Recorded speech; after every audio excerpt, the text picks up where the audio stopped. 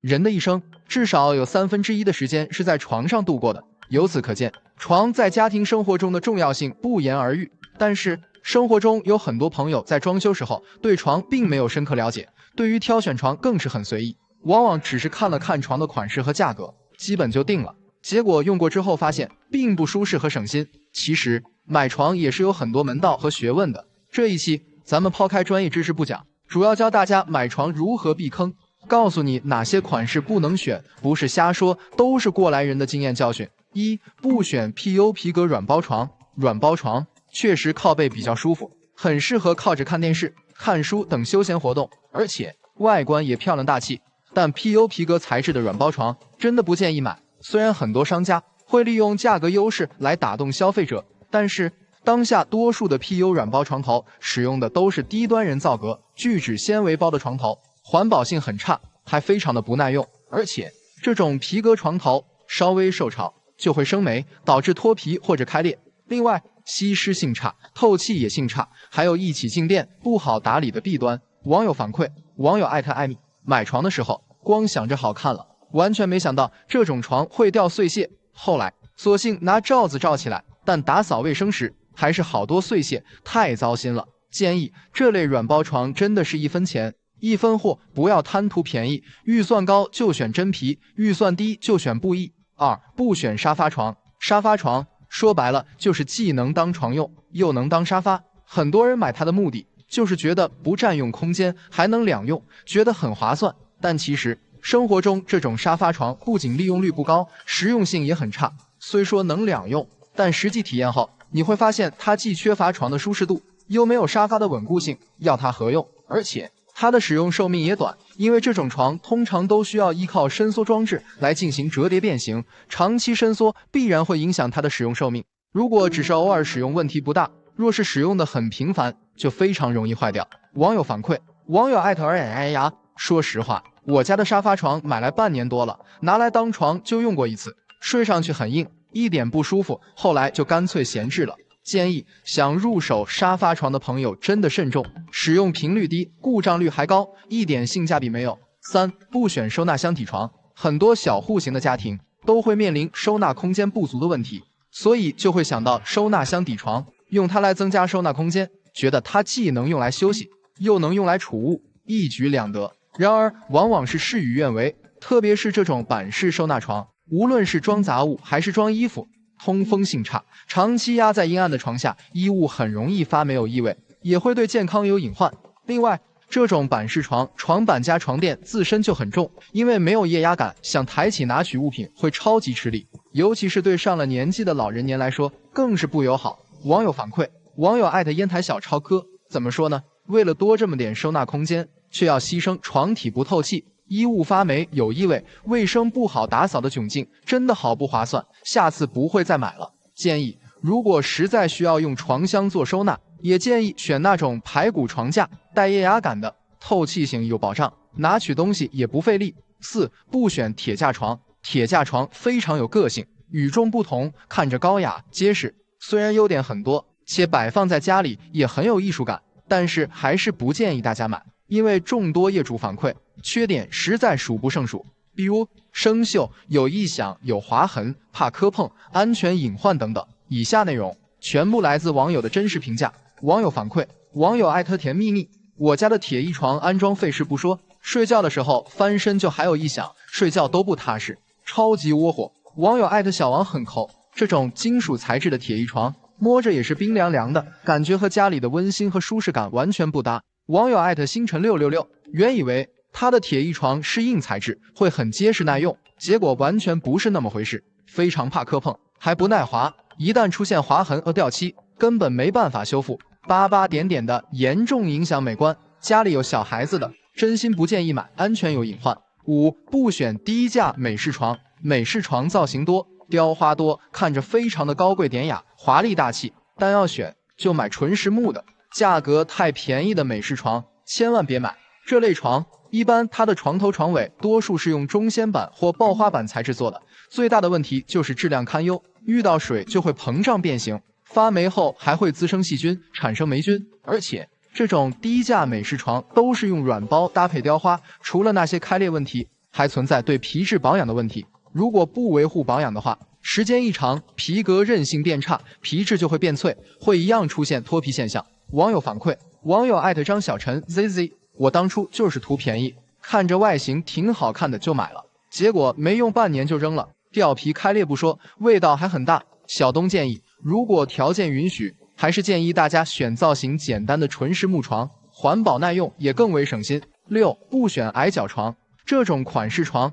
现实中踩坑的人不在少数。生产厂家为了把床做得显得高级，床底高度留得很矮。住一段时间后，你会发现床和地面的缝隙就会成为卫生死角，床底会堆积大量灰尘和污渍，不好清洁，还影响身心健康。真的想要日常清理的话，就需要每天抬床，不仅费力费时，还很麻烦。网友反馈，网友思思忧伤，我家当初买床就忽略了高度问题，入住后才发现扫帚根本进不去，更别提扫地机器人了，反而是拖鞋容易被踢到床下面，找不到。建议买床建议选床底高度至少在15公分以上的，方便日常打扫。7. 不选圆形床，很多刚结婚的年轻人在装修时总想拥有一张既有情调又很特别的床，所以想当然会被这种圆形床种草。但事实上，这种圆床只适合宾馆或酒店，会有一种浪漫和氛围感，但是放在家里就非常的不合适。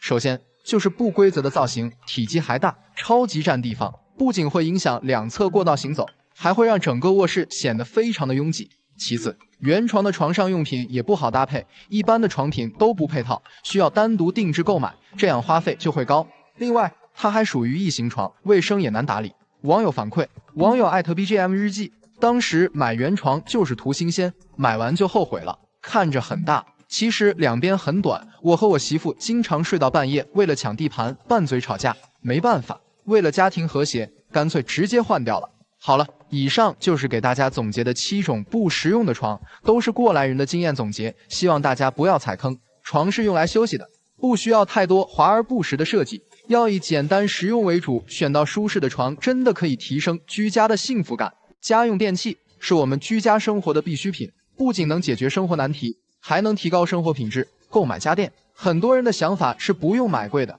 经济实用就可以了，毕竟家电产品迭代更新的快，用个6、7年也该淘汰了，所以还不如省点钱再换新的。不可否认，这种观点我是认可的，但是有些家电还是建议大家不要买低价款，因为便宜的问题太多，使用体验真的非常差。风冷冰箱，现在市场上大部分都是风冷冰箱，传统的制冷冰箱基本已经淘汰了，因为风冷冰箱制冷技术更先进，不仅不会结冰霜，而且还有温度均衡和控温精确等优势。不仅如此，设计的款门也更多样，同时容量也能做得很大。目前市面上的风冷冰箱低价款的不过才2、3千元，别看价格便宜，但性能实在太差，真心不建议大家购买。原因如下：1. 保鲜效果差，虽说风冷冰箱制冷更均衡，效果更快，但是便宜的风冷冰箱大多数没有独立的控温室，就会存在食材风干脱水的现象。2. 食物易串味，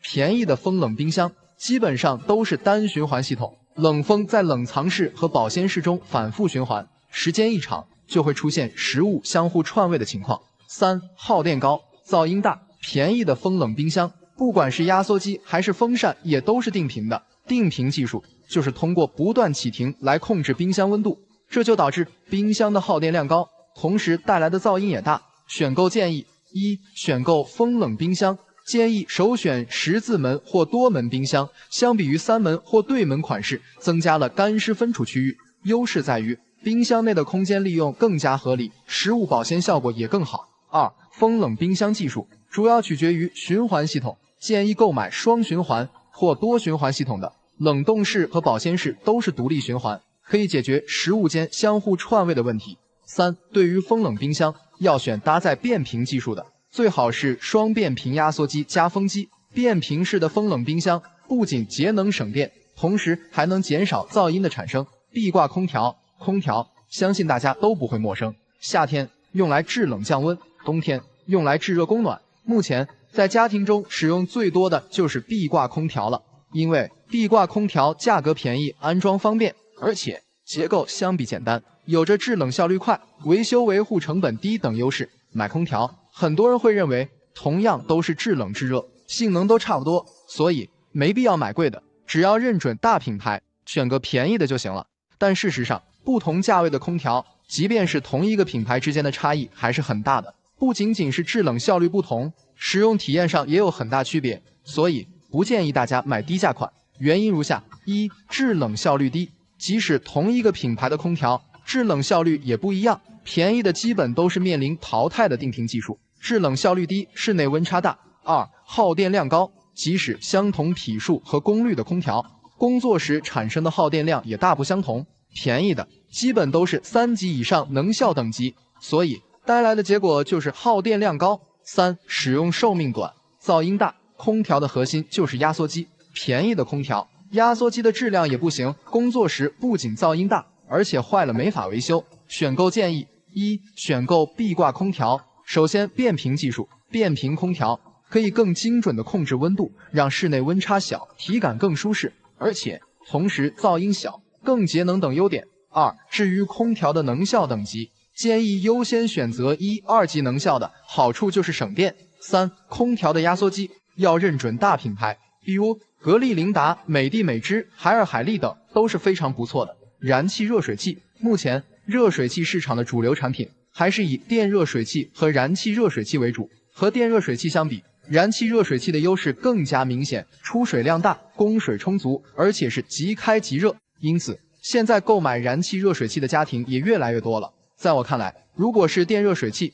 完全没必要买贵的，因为电热水器自身也没啥技术，功能也不多，只要容量够用，安全性符合标准就可以。但是燃气热水器却恰恰相反，便宜的和贵的产品不仅做工差异很大，而且恒温性能上也有区别，所以建议大家别买低价款。原因如下：一、出水流量不足，燃气热水器的升数越大，出水量越大，价格越高。便宜的热水器升数太小，无法满足多个供水点同时用水的需求。二、水温不稳定，忽冷忽热，便宜的燃气热水器的恒温技术太差，多数是靠比例阀来调节温度，水温波动比较大，所以就会出现洗澡水忽冷忽热的现象。三、安全性能低，便宜的热水器一般防护等级比较低，能达到 IPX4D 等级就很不错了。贵的热水器可以达到 IPX5D 级，同时还有防干烧、防冻保护、电流过载等功能。选购建议：